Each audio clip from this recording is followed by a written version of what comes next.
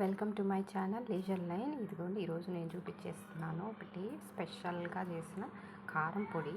మనకైతే ఇడ్లీలోకి అన్నంలోకి అన్నింటిలోకి బాగుంటుంది. ఇది పల్లి అండ్ చింత చిగురు పల్లి కలిపి చేసిన కారం పొడి అనమాట.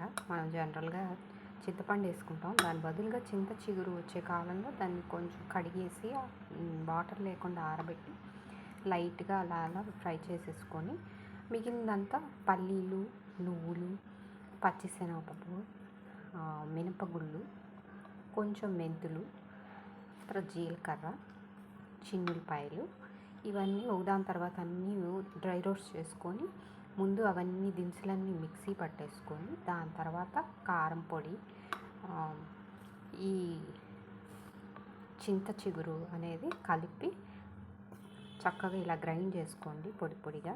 టేస్ట్ అయితే చాలా బాగుంది. మీరు ఒకవేళ ట్రై చేసి ఉంటే కామెంట్స్లో చెప్పండి. ట్రై చేయకపోతే ఇప్పుడు ట్రై చేసి ఎలా ఉందో కామెంట్స్లో చెప్పండి. Thanks for watching.